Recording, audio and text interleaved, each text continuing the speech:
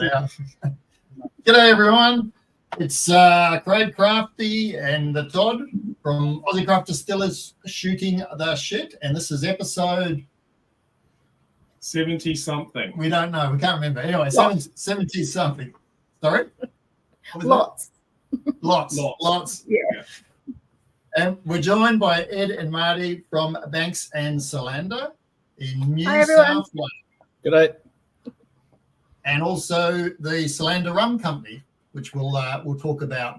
So we've got two things to talk about. So we've got two companies. So maybe we can have it as counted as two episodes. Get our numbers. That's it. Get our numbers up. Anyway, all right. How are you guys? You good? Yeah, good, thanks. Yes, very much so. Yep. Glad it's Marty's into just- Say again. nothing. You go. I was just going to say, Marty's just come out of a meeting, so it's we're all calm and we're all going to talk about spirits Yes. and have the right sort of spirit to talk about. So Good sport. first thing we do is say, what is everyone drinking? Right. Ed, you can start. I am drinking Winding Roads Coastal Cane single rum. Yeah, nice. Another New South Yes. Wales, yeah. Yes. Very good. Yeah, Mark makes a good one. And I'm drinking a fine drop from Karu Distillery. Their rum, Outcast rum, batch number 1. Oh, okay. Yeah, try that. Batch number 1. Wow, yeah. Yep. My one's long gone, my batch number 1 of Curry. Another New South Wales distillery for those that don't know. So there's a bit of rum. There's a bit of rum around, and just to keep in the tradition, we have been given a generous donation of Solander rum, which we're going to try tonight for the first time. So God, I that's hope you what like it. Crafty and I are starting with. We'll try it neat to start with, and then we'll perhaps try it with a little bit of one of our sponsors. So that's the Long Rays Dark Soda, and see how that goes. We find that sometimes that works quite well with whiskies and rums, doesn't it? Yeah, it does indeed. Yeah. And if you aim straight on hot days. Yeah, we do that. So why don't we go back to where it all started, which I believe is 2014 for you guys, isn't it? That's like a lifetime. That's when the first idea sort of came around, 2014. Talking with a friend and sort of we'd been to a whiskey tasting in the city, and sort of we're both engineers, and we're thinking, maybe it can't be too hard to start a distillery and start making our own whiskey, and that sort of got the mind whirling a bit, and and one thing led to another, and I sort of progressed with it a bit more than he did, and resulting in us starting commercial production in 2019. So after a visit to Tasmania and a few other things, we thought that's something that we could do, and then in 2019 we started producing. But not whiskey. Yeah, but not whiskey. No. Not whiskey. So after the trip to Tassie, when we went round and visited a lot of the whiskey distilleries, he said, I'd like to, I think we could do this. He said, and I'd like to do it, but not whiskey. I'd like to do gin. Right. So, and Ed thought I was crazy because she didn't think she liked gin. So I think my words were, gin? I don't like gin. Yeah. But her experience of gin was Gordon's gin with no, it wasn't even Gordon's. Anyway, something Beef horrible, beefeater with mix tonic, and so her idea of a gin and tonic was quite different to what we ended up making. So a bit of a process of coming up with all sorts of recipes, learning how different things distill. Just a lot of hands-on, a lot of experiments. Turning the kitchen into a bit of a meth lab, and the usual story. We did a funny story. We do have a friend who's works for the AFP, and he was picking up his daughter from the place and walked through, and he sort of stopped and looked at the kitchen, and he looked at us, and he was like, "I know that's not what it looks like." Fortunately, he didn't think it was a true meth lab, and he was fine with me distilling a little bit of stuff to come up with recipes. So that worked out well, and then we went down the process of building our distillery. That took a little while as well. Paperwork always takes a while. Yeah, the paperwork, and at that time things weren't as, I guess, streamlined with the ATO. You would know. So went through a bit of a process there, and also getting the right approvals for our distillery, because it's literally in our backyard. But fortunately, the council said yes to everything, and but then the builder went bankrupt. Oh yeah, the builder went bankrupt, and we had to finish that ourselves. And we actually lived in our distillery for about a year. So I was living the dream. I was living in a distillery, and while our house was being renovated, so our kitchen dining area was a motorbike workshop and distillery for about a year. And for some strange reason, I wasn't allowed to bring the motorbikes into the house. I had to stay here in the distillery. So completely.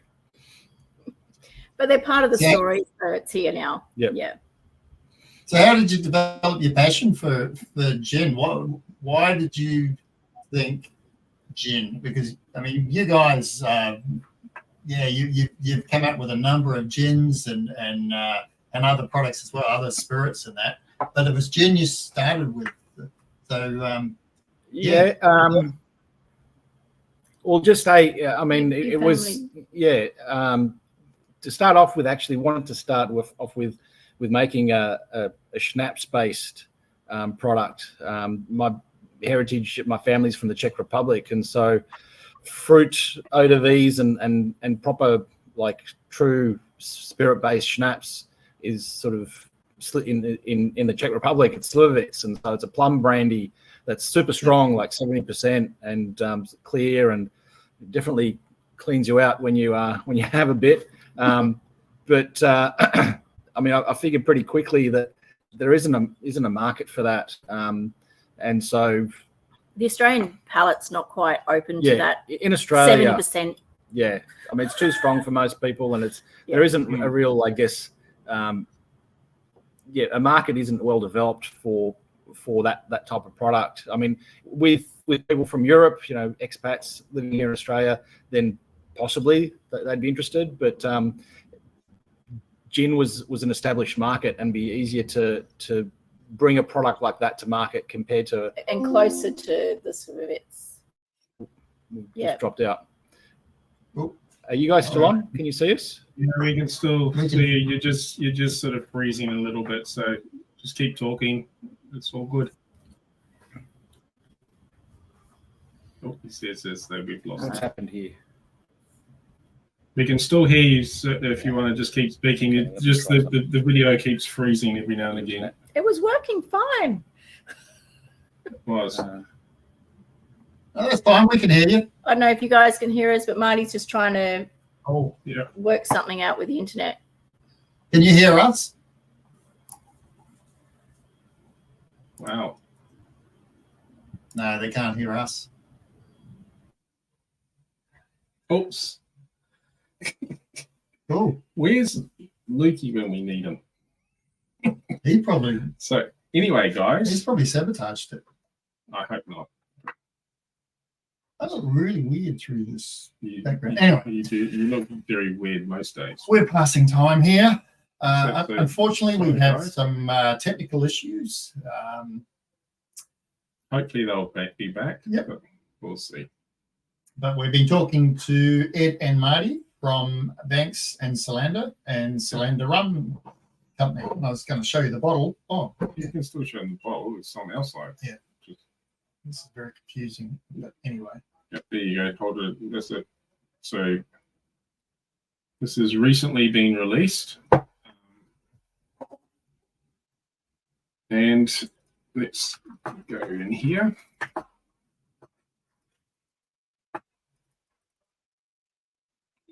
share this tab. So if you go to their website, this is what the website looks like. So it's Solander Rum & Co. And as their new recently released product, they've already started to pick up quite a few awards.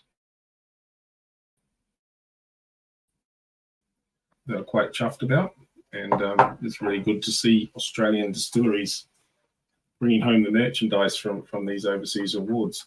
Wow. What are your comments? Tasty, very tasty.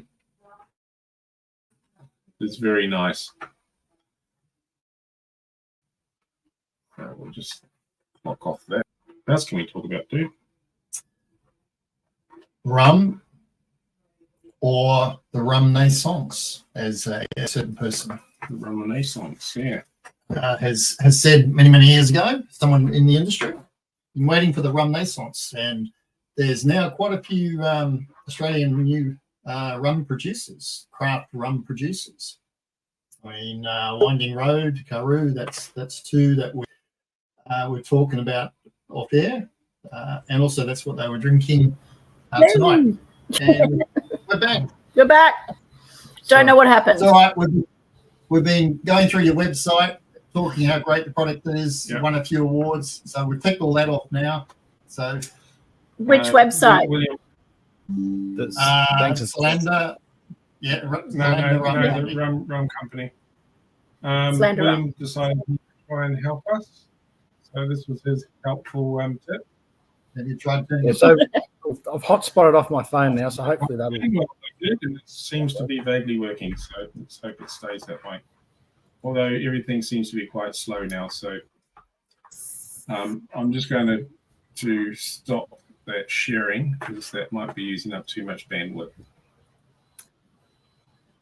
Is your son on the PS?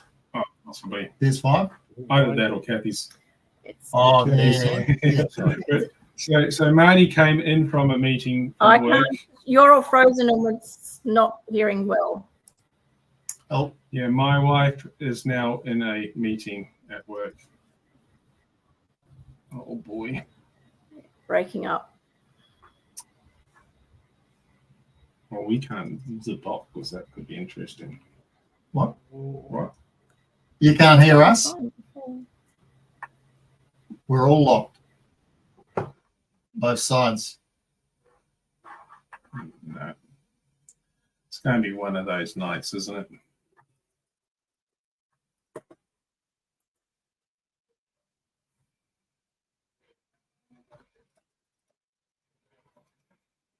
Okay.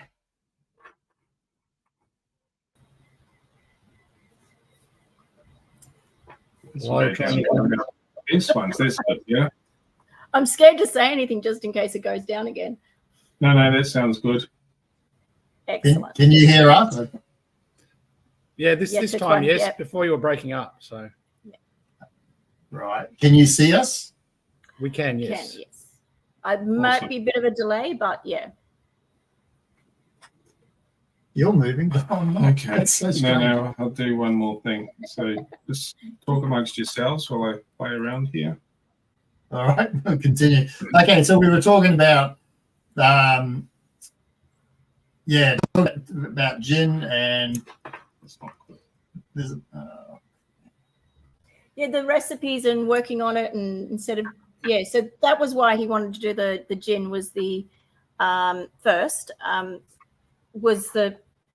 it was closest to the Czech spirits that that he grew up tasting and drinking. So possibly one of the reasons why our gin is at 48%.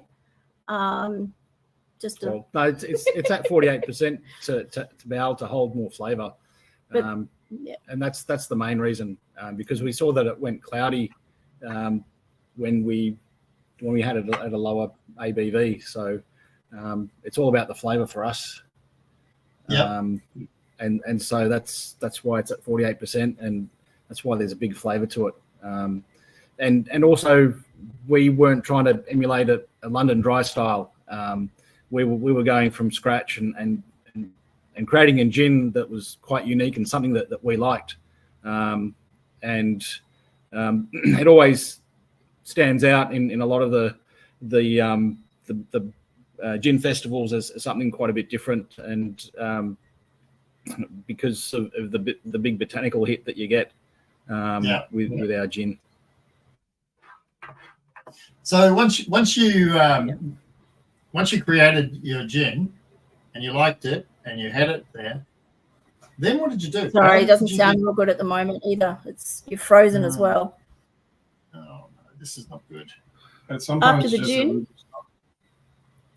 I'll talk. we did a limoncello. Yeah. Unfortunately, we're having a bad night on technology. So can you hear me now?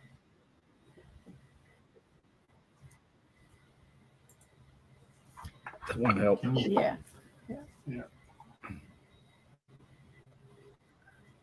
What can we do? It's still cutting out a lot, and we are having trouble hearing you. Yeah. Okay. I can just talk though. Yeah, just talk. You're Can you hear me now? Yes, I can. Yes. okay, awesome. So That's a there's lot better. delay. What we were saying earlier is that as Marty had his work-related meeting prior to us coming online, my wife Kathy is currently in a meeting online, so we're probably sharing a bit too much of the web Bandwidth with that, right? Yeah, possibly. Yeah. Okay, we'll just take it slow. Okay. Yeah, we did. Sorry, Crafty. You go. Their bandwidth. You know, we're good. You go, Ed. Limoncello, we had too many lemons on a lemon tree, and Marty refused to make lemonade as my daughter wanted, so he made limoncello. Probably one of our best sellers. A little bit different to the standard, it's not a traditional Italian style limoncello. It's got a bit of a local flavor to it. We do use a little bit of lemon myrtle in it, but also we add a little bit of the juice because me being a bit stingy didn't want to throw out the juice and thought it was a waste just to throw out the juice, and just using the zest. So looking at and it turned out to taste pretty good. So we've kept the juice as part of the recipe. And that stands out as a little bit different from the rest of the limoncellos out there because of that.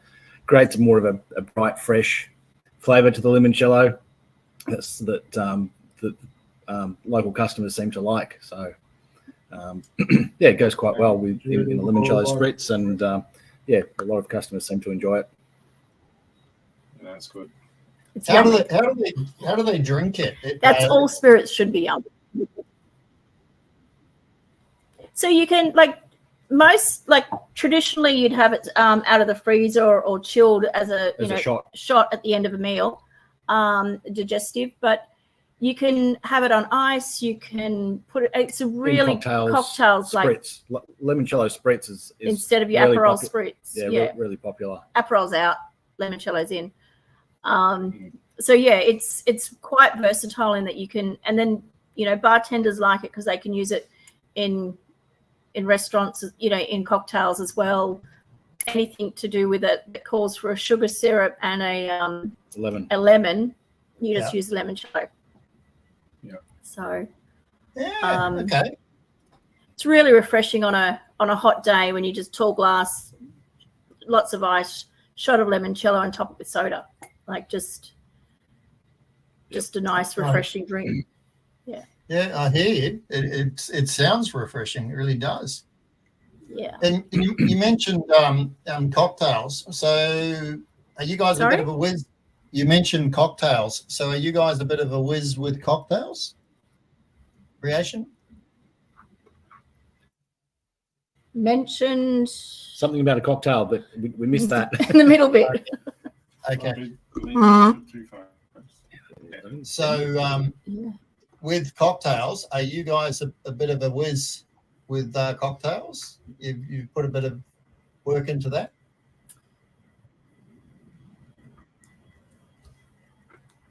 in top there. Yeah. I can't see to type. Are you back yet? Yeah. Can you hear? If you turn on your light for your keyboard, you'll be able Oh, to see. what light? Sorry, your backlight. I don't have it. Yes, it does.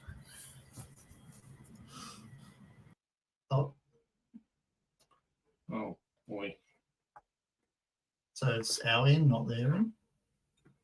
It's probably our end again, but it's like I can't reset anything because Kathy's in her meeting. I'm very sorry, guys. As you can see, it's just Crafty and I, the two klutzes when it comes to IT-related issues. Poor old Lukey is at home, not very well. So, trying again. Alrighty. There you go. I'm lucky. I mean, from our end, we're getting good bandwidth, so and good connections to the internet. So yeah, we think technically I have as well, but something's happening and just making us glitch, which wasn't happening prior to us going live. So I apologize to everyone who's trying to listen to us tonight. We can keep persevering. Sorry, guys. What were you asking before about the cocktail? I was just asking about cocktails is a whole different world. Yes. Have you jumped into that world? Do you spend time developing cocktails and things, or how do you actually approach do? We're really lucky. Yeah, we're really lucky. One of the people working for us, Lucas Buckton, he's got a background as a mixologist and a bartender. And so while he's working as a sales rep for us, he's got a great background in developing cocktails. And so we've actually, he's helped us a great deal to come up with various cocktails using our products. So variants on existing cocktails, but also coming up with new things. So and we post those on our website, and then also we have promotional material with our cocktails, and also we help so venues that have our products to develop cocktails, if that's something that they're not familiar with and don't have the expertise in house, we help them come up with cocktails that suit their customers and suit their menus.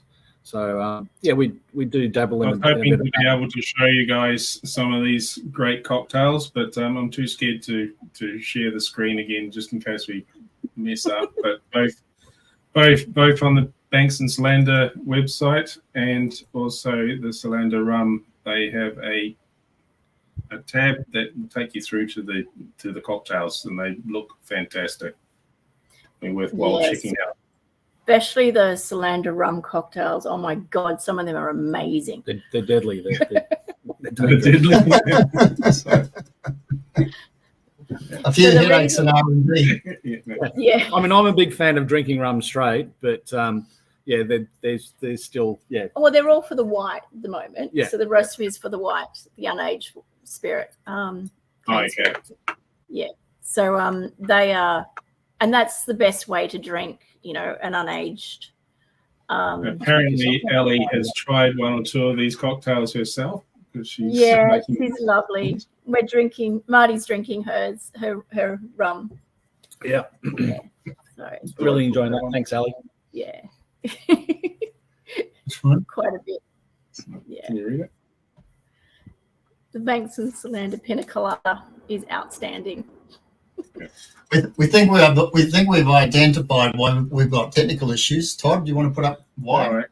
I think this might be the issue.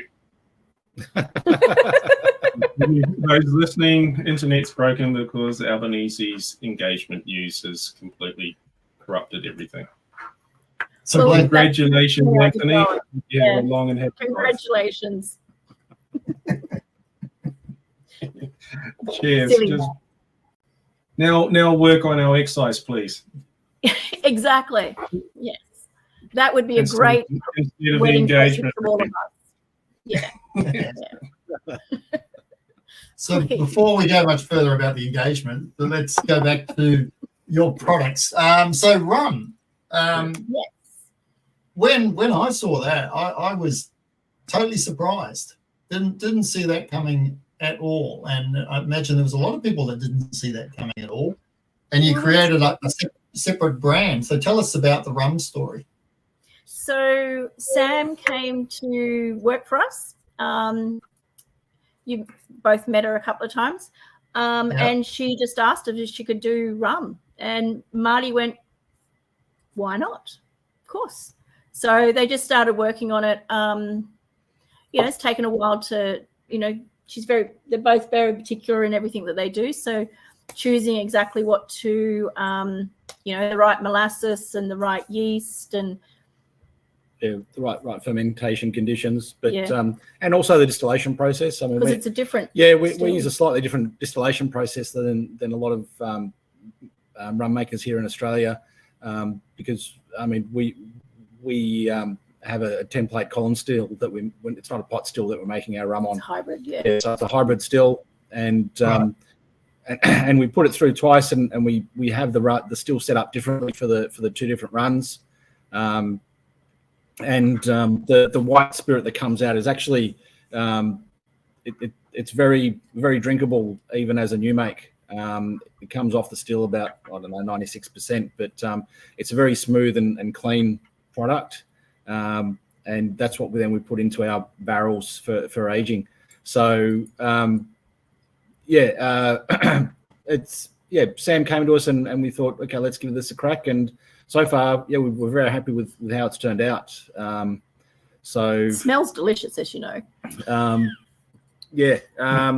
And we've got a variety of barrels now aging with different, different types of. They're all oak barrels, but from different sources.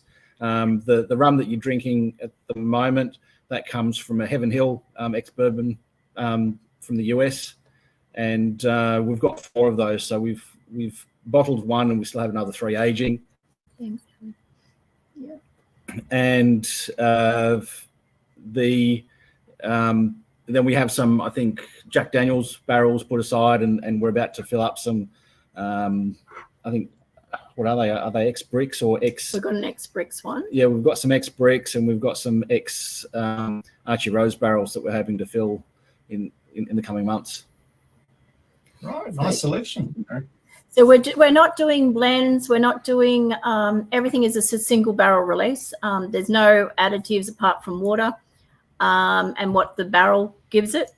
Right. So and so we're not doing a spiced or anything at the moment. It's just what comes out of the barrel. Yeah, and on the on the bottle, the back of the bottle, we've got a QR code, which when people scan it, gives them the notes. You can go in, there'll be there's a page there, web page, and you can pull up the actual tasting notes for that particular barrel that you're drinking. Yeah, so in our case it's barrel 90. You guys have disappeared on us again. That's a shame. Hopefully everyone got to see that. Yep, there you go. He's back. Yeah, that's the QR code. Oh, cool. Okay, so we've got our usual lag of about 10 seconds by the looks of it. Punch. Oh, you're back. I was going to see that for a while. Nah, it's not back. We're not back. It's weird because we can. Yeah, I think you are now. Yeah. We can see you. We can hear you. Yeah. It's very peculiar. And then you just so how did you come up with the name of your distillery? Okay. The name of for Banks and Solander, Solander. It's their local, I guess, historical figures. They were the naturalists on the Endeavour with Captain Cook, and they explored the local area and catalogued all the plants and animals that were here, and so it made sense for us that they were scientists, and I've got a science background, and also we were doing a gin, and they were sort of essentially botanists to some extent, and so some extent they were botanists. Well, they were naturalists, so they did more than botany, but yeah. But anyway, it's sort of and the name sounded pretty cool as well. So But they showcased Australian botanicals to the world for the first time, and we used some of those in our gin.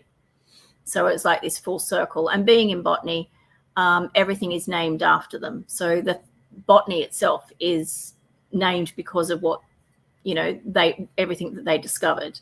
Found. Well, yeah, found. Got to be careful these days. Got to be careful. But, and there's Sir Joseph Banks Street, there's Sir Joseph Banks Park, there's Cape Solander, there's all, the names are quite renowned for the area. So yeah, that's why we wanted something that grounded us to where we are. Yeah.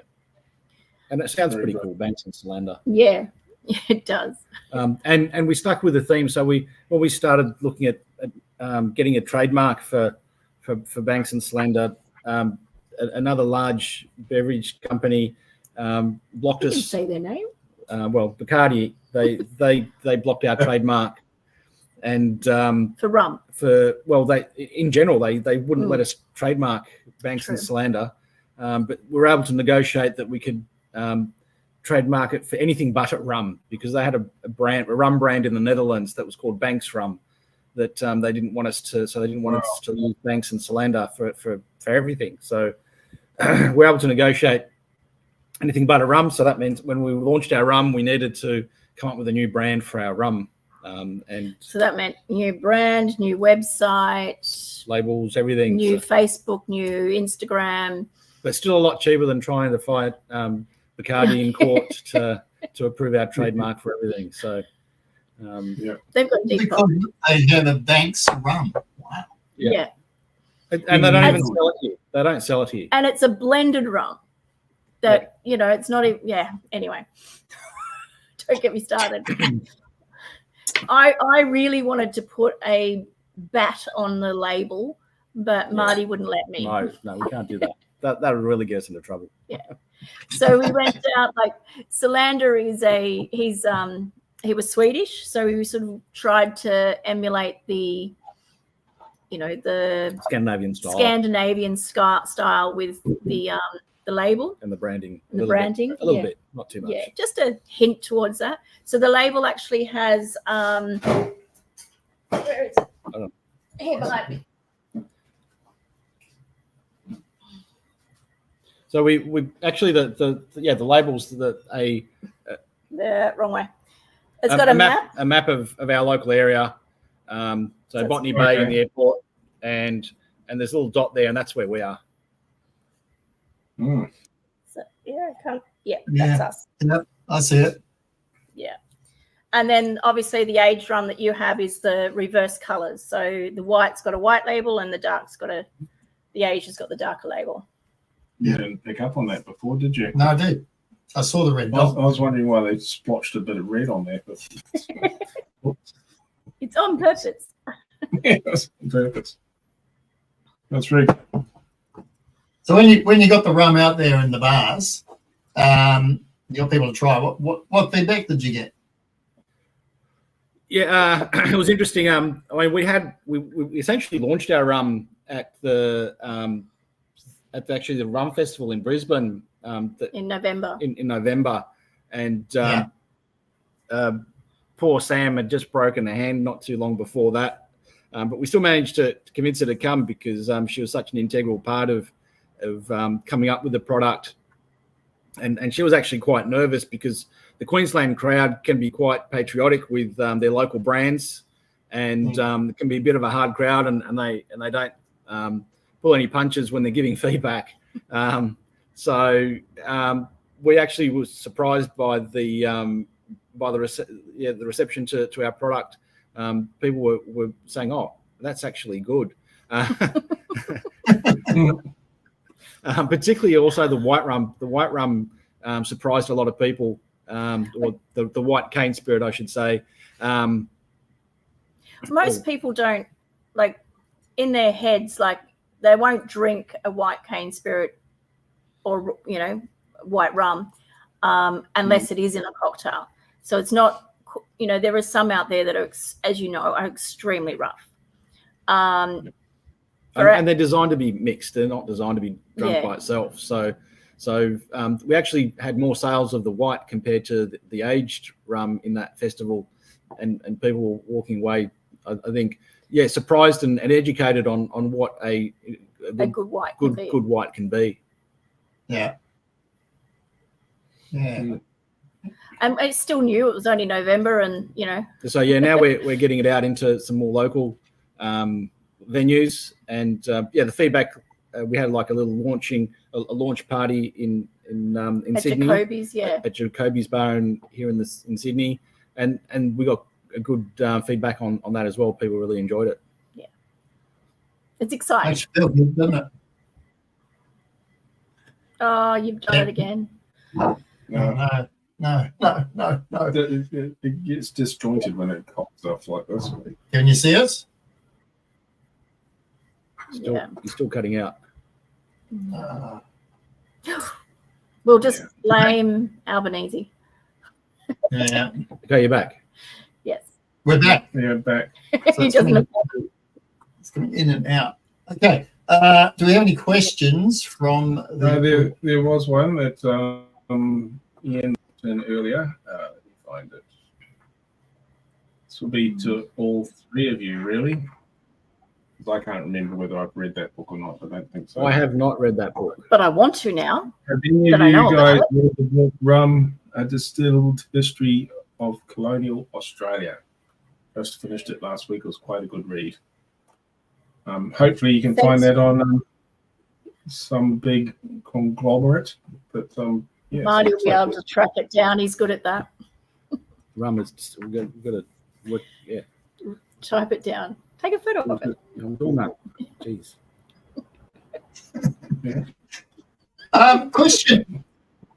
Question I've got. So there is a distilling community, but within the distilling community, there's also quite a little rum club, isn't there, of Australian producers? It's starting to be, yes. Yeah, and I've noticed with Bricks and Bricks doing collaborative events. So tell us about that. Tell us. That was a fun night. Yeah, that was really good fun. Yep, you didn't go. I went. Sam and Lucas went.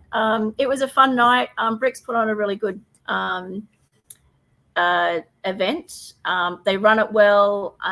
They include a lot of, there was us, there was Ali with hers.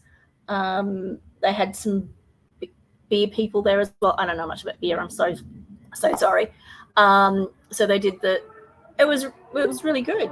And we've had some presenters, did they? Yeah, Sam talked. Everyone talked from each place.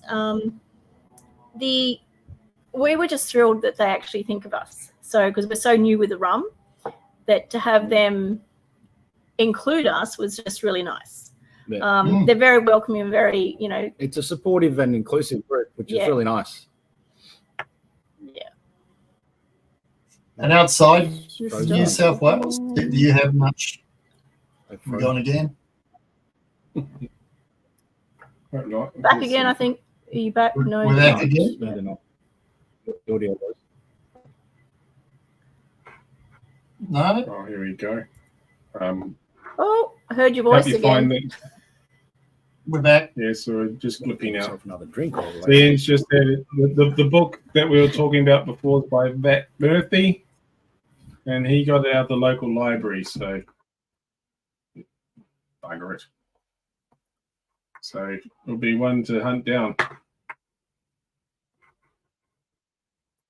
All right. While Ed and Marty turn it on and off again, we'll talk amongst ourselves again. Again? So what are you drinking? I'm actually trying it with the long race, which is it's working quite nicely. So that's Long Race Dark Soda, one of our sponsors, and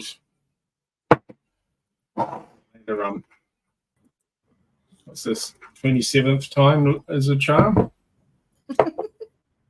We're just talking. Todd's drinking your rum with dark soda.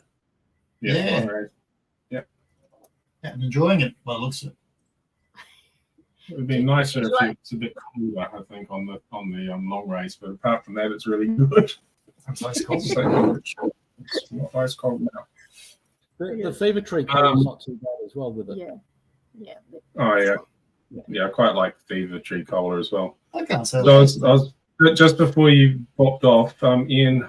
I noticed that Ian given us some more information on that book. It's by Matt Murphy. Cool. Maybe our local library does have it too. You never know. I've never been to our local library. Oh, you heathen.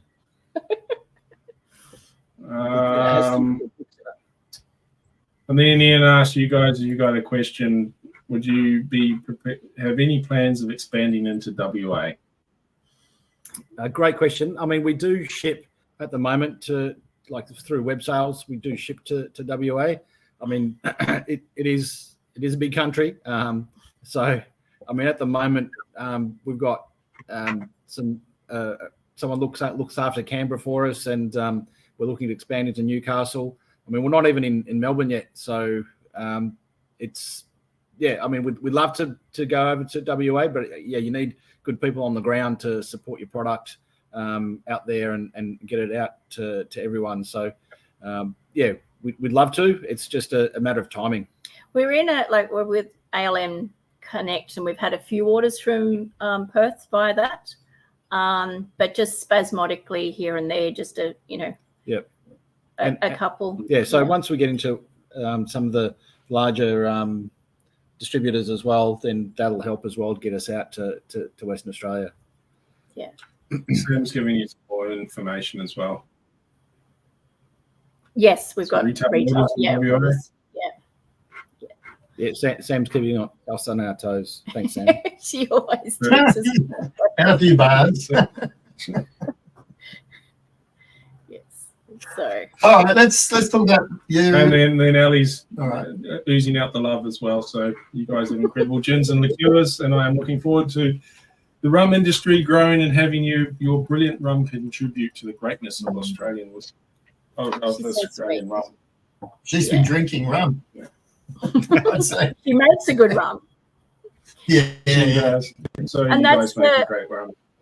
Yeah, that's the good thing I think about Australian, spirits and rum, especially, which is what we've been delving into recently, is that the product that is made here in Australia is like the craft ones that are all coming through now.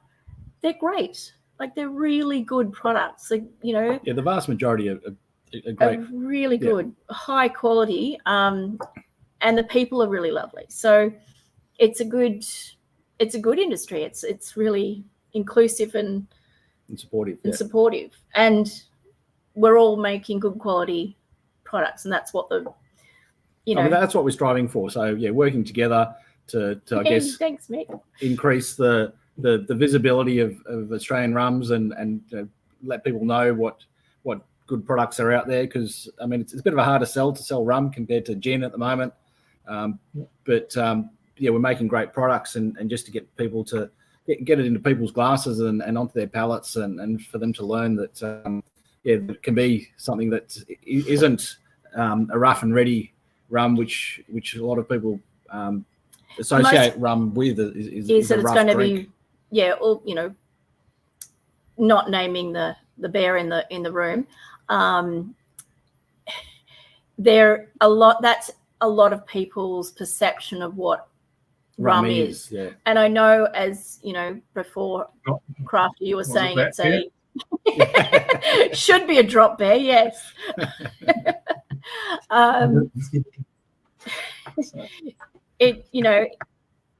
There's something that just to get people to try sometimes is a challenge. They're like, oh, I don't drink rum. I drank that when I was a kid, just learning. I don't drink rum now. Yeah. But to get them to taste it and to actually realize, oh, this isn't rough. This is smooth. This has flavor. This has character. It's almost like a whiskey, but I mean, it's different. I mean, it's different product, but it's a lot. You can treat it as a similar. Well, you can have it. You can have it neat. You can mix it.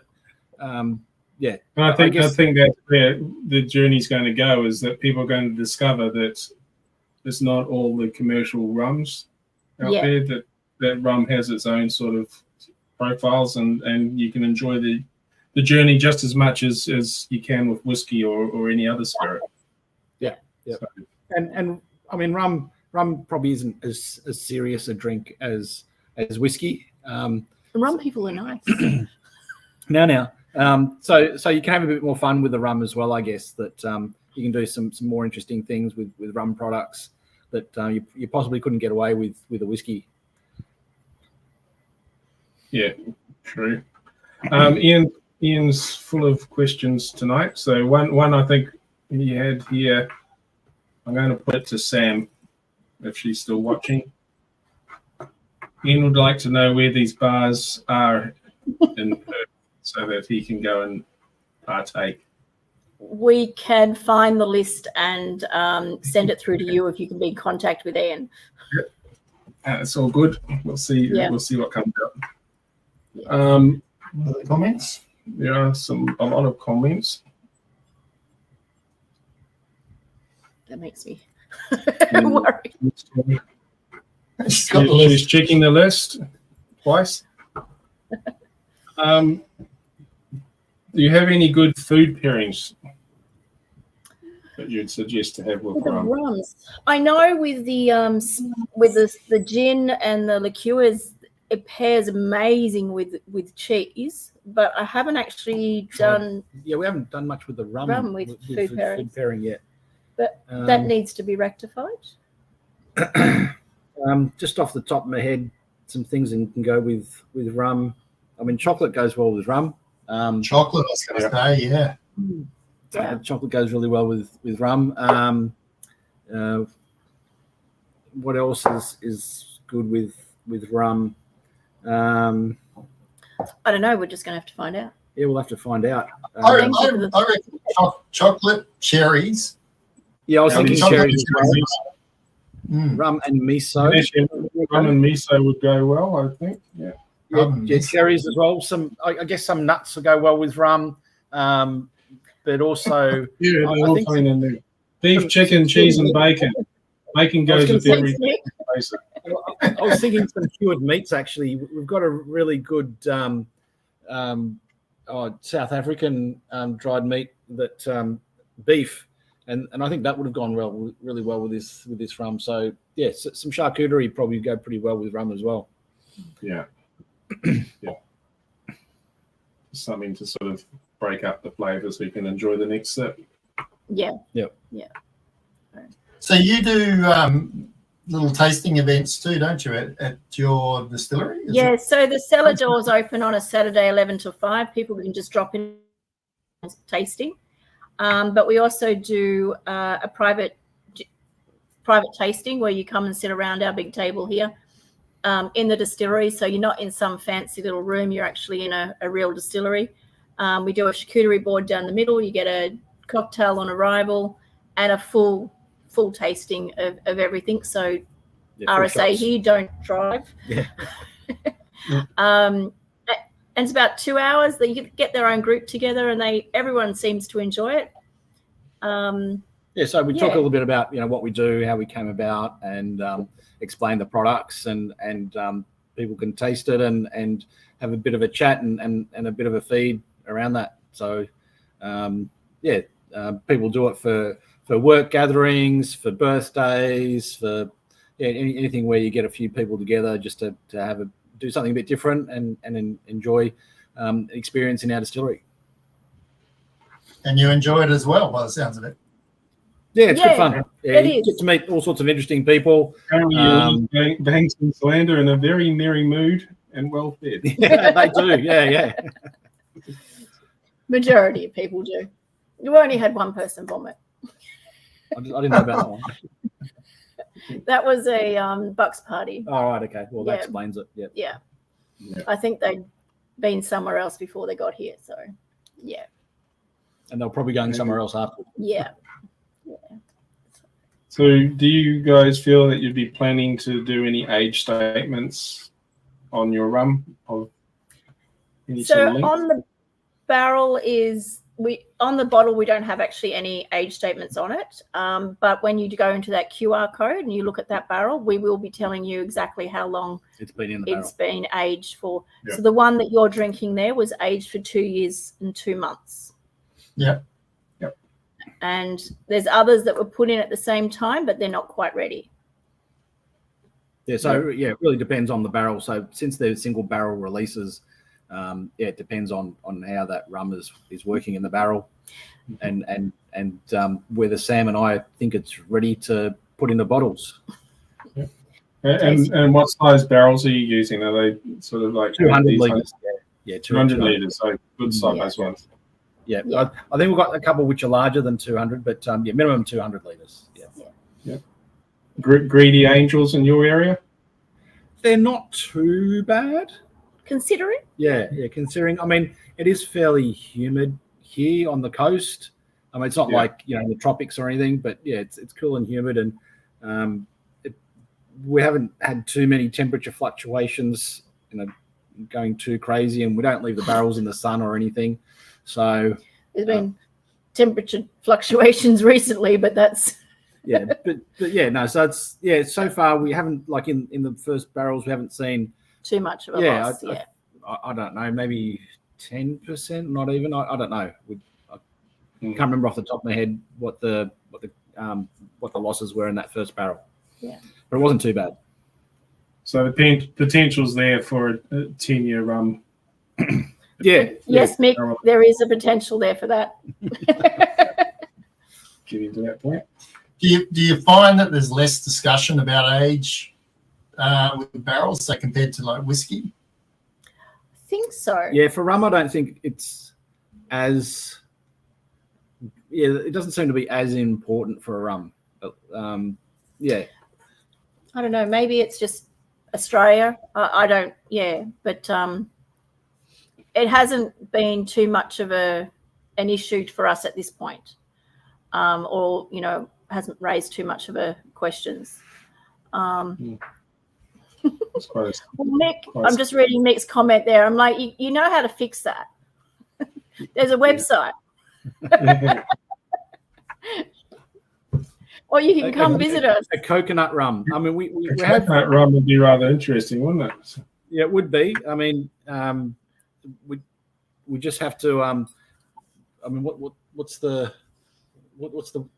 classic coconut white rum? That's Malibu. I guess. Exactly. So once you start talking about a coconut white rum, then exactly. You're fighting against that preconception. It's like talking about Fireball in the whiskey world. Yeah, that's right. Yeah. So, but I'm sure you could make a really nice coconut white rum. Yeah. Cocktail.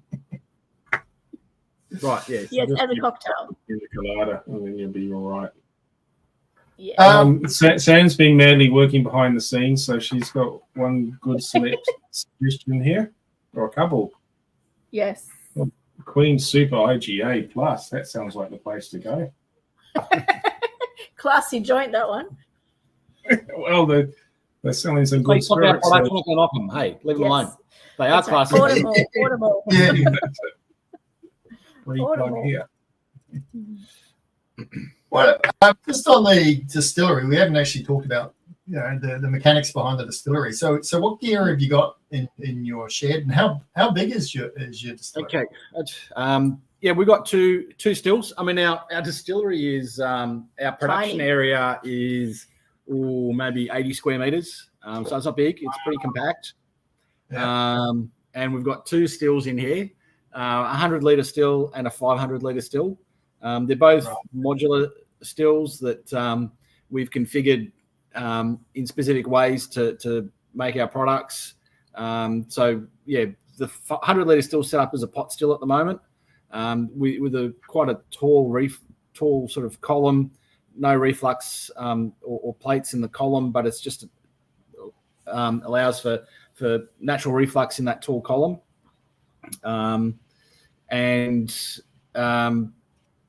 The 500-liter still, we configure that differently depending what product we're making. So If we're making a vodka or a gin, we take all the plates out and run it as a pot still. But if we're making the rum, we put all the plates in, and we've got extra copper that we put in there as well, and run it at different levels of reflux depending on which it's a first or a second distillation. Yep, right. I'm with you. So that's a really tight space. So utilization of space and efficiency and everything else must be absolutely. No, I mean, Sam would love to have a much bigger space to work in. We need to move stuff around all the time to do things. We need to get rid of some motorbikes. No, you can't get rid of those. They're part of the bacon. There is potential. We also have some. I hear you doesn't get used very inside the often. shed. So we need to be very efficient in how we utilize the space, and we fortunately we do have an offsite facility now for aging our barrels. So that's been really helpful. So we set that up last year to help with our space constraints.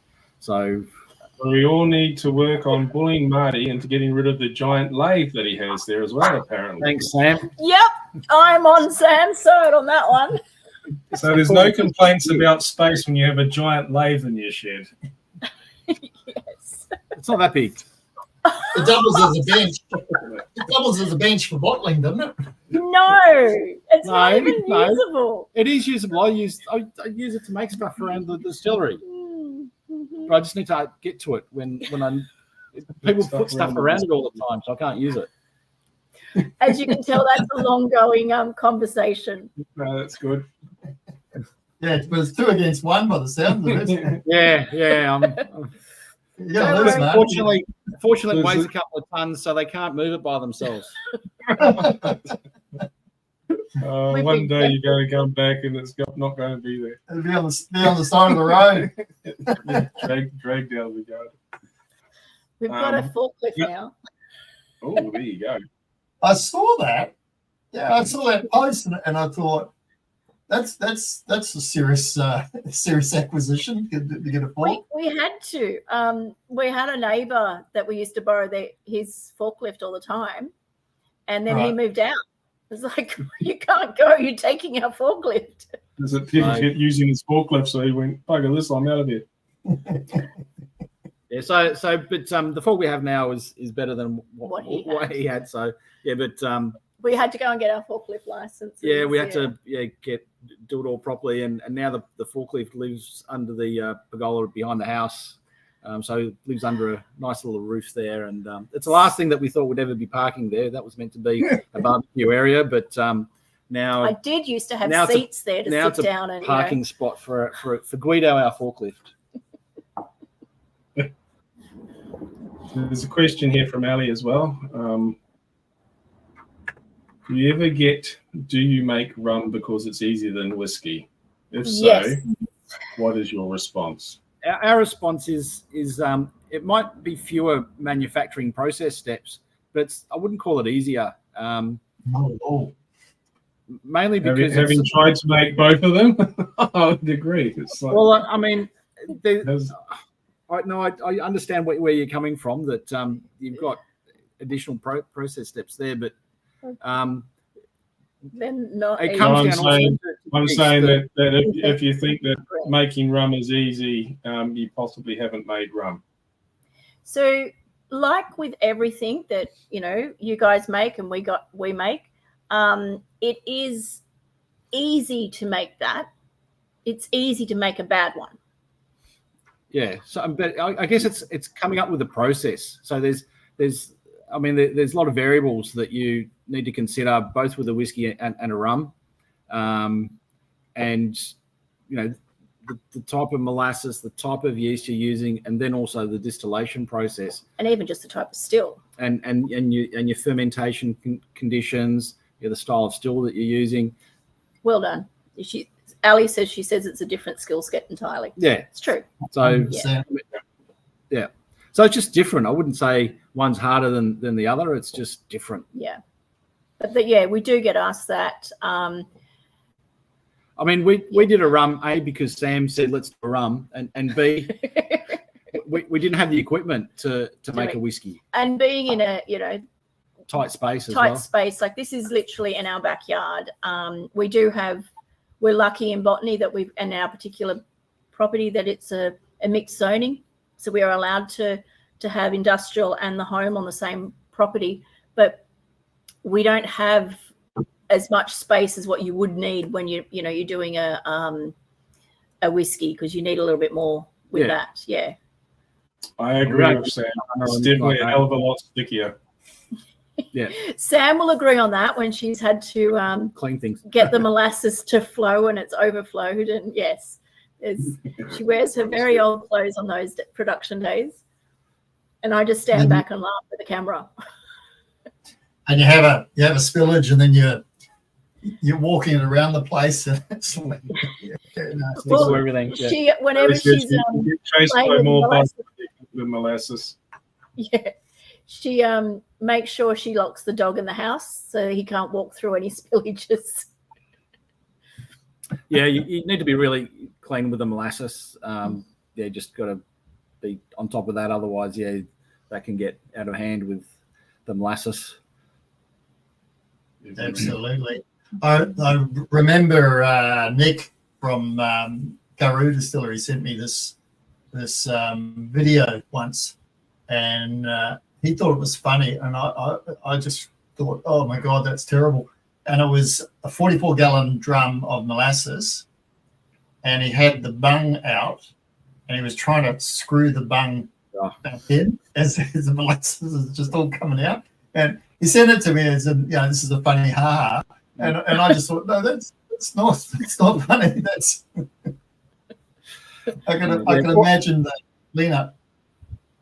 Yeah, it's not. Yeah, I mean, you need to hose out a lot of stuff when you do that. I mean, fortunately, we've got a concrete area right next to the distillery. We can do that sort of outside of the distillery, do all the transfers there, and then move all the hose it down and hose it down all there outside. So Nick's having a little chuckle to himself. So. Yeah, so we're lucky there, but still, I mean, we find gravity works the best for moving molasses around. We have a pump that can pump the molasses, but it took a while to develop and you got to warm up the molasses quite nicely before it works, because it's just so thick and sticky. Yeah, well, the times that I've been allowed to make rum with my friend here, we've done it with 15-litre barrel drums of the stuff, one at a time. Yeah, we get the Palicons in these days, and with the forklift, it's helpful now. You can just lift it up and let it gravity feed into the fermenting tank, so that's nice. Something easy to finish off. Well, I think we've done it from time, and we've done half of it was fixing up glitching. Yes. We got any questions? Any more questions? No, I think we've answered most of them. We've actually had a good run without glitching. So that's it. Any lathe-inspired rum names on the cards?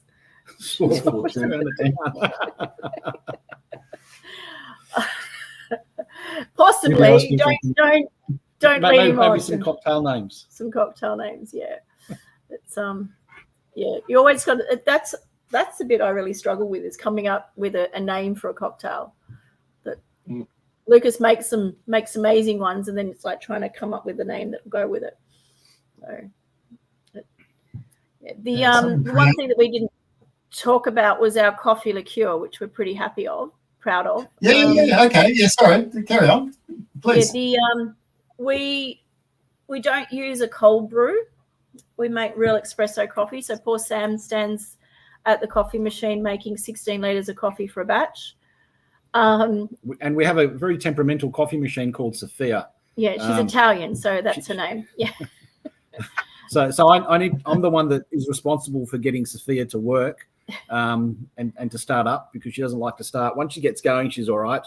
But she doesn't like to start for Sam. So it's my job the night before to start the coffee machine up, and then poor Sam has to make many liters of coffee for a batch. And then we add some toasted spices and some dark brown sugar to the mix. But using the espresso coffee makes a real difference for the coffee liqueur.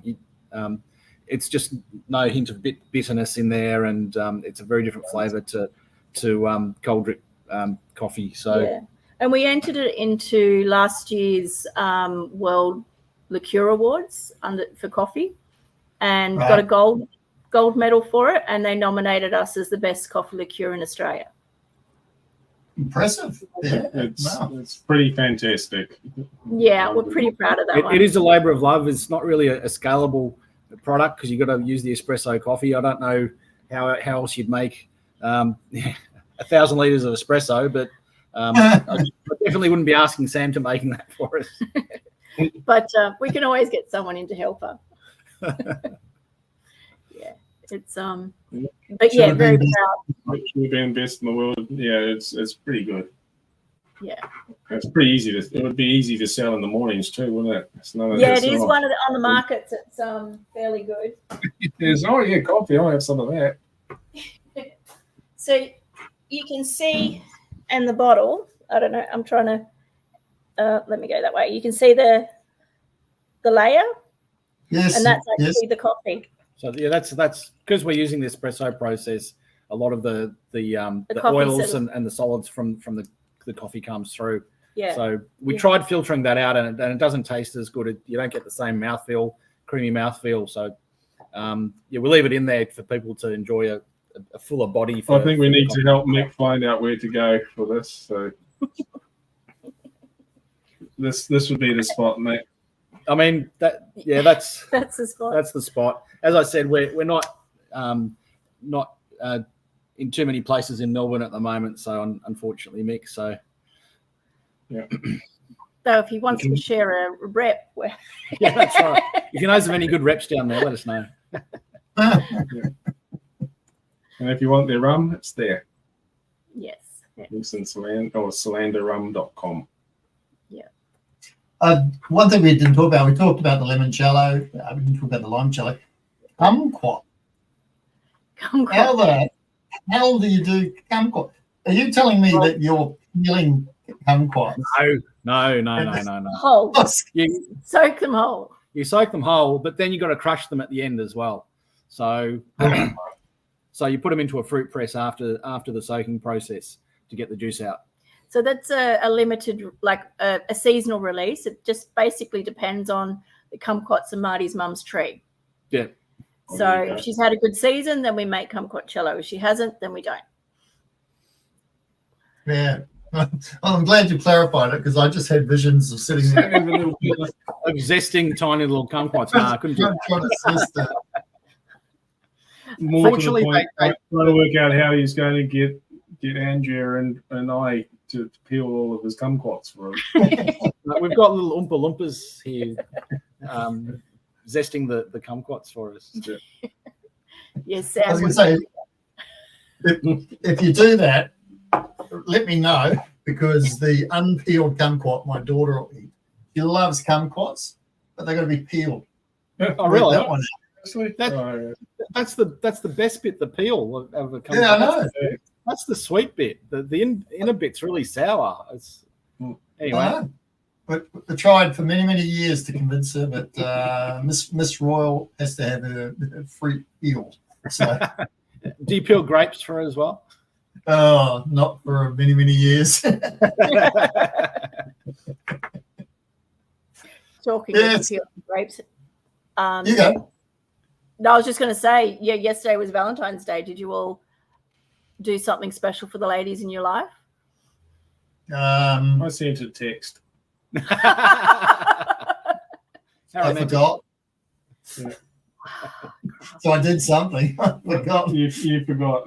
What was I doing yesterday? Yesterday's such a long time ago. I can't remember. It's so in the past. I think it's a symptom of being a distiller. Owning a distillery. Yeah, too much going on. Your head's all over the place. There's how do you manage that? How do you put things into silos? Unfortunately, I've Marty's got lots still of lists. I've got lists. You have lists. Yeah, and he's also he's still working his full-time job, or the day job as we call it. And yeah, we have Sam. Yeah, who does a lot of production. Sam fills my calendar, sends me lists of things I have. So yeah, and that helps. And I do all the admin and everything else that needs to. Yeah, so it keeps us busy. It very much so keeps us busy. And then kids and families and life is just crazy. But looks like they're glitching again. Since I just noticed that you guys glitched again, it might be time to say thank you, and thank you for persevering with us. Thank you. Well, yes, you can hear us. Yeah, good. Yeah, thanks, guys. Everyone that endured us to the end tonight, I apologise that it was the two of us and no one technical that could fix the problems. Thank you for watching. Code? What code? So, didn't they provide a discount? Yeah, I can't remember what it is. Let's see these. All right. We're back. Yeah. So, Craig's just reminded us you guys have generously given a discount code for anyone who purchases your product for the remainder of the month, isn't it? What is that code? Because I've forgotten it. Oh no, we've got no sound. Oops, no sound. Oh, it'd help if I unmute them. Oh, okay. Say that again. I can't unmute. Oh no. No, you're muted. There we go. Okay, we're unmuted. Oh. Shooting, as in shooting the shit. Shooting, okay. Shooting. All right. Put that on just so people know there's a discount code, which is very generous. Thank you very much, guys.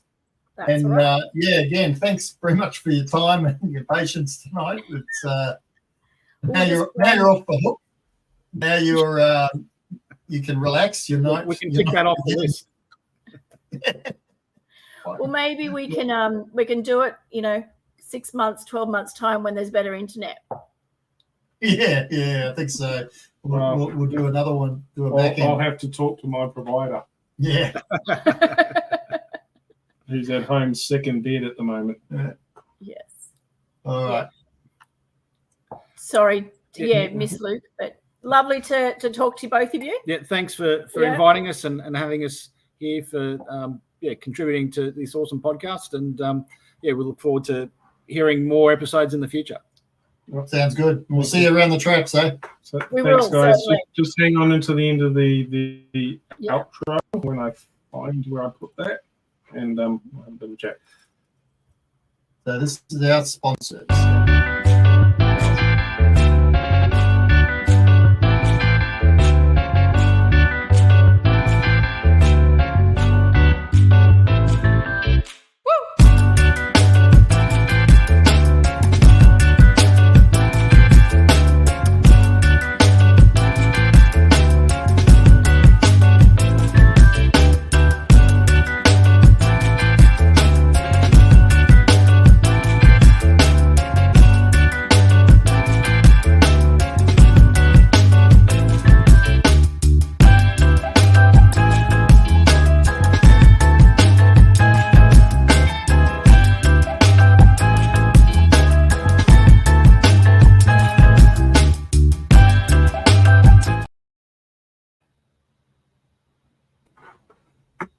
Can we have sound?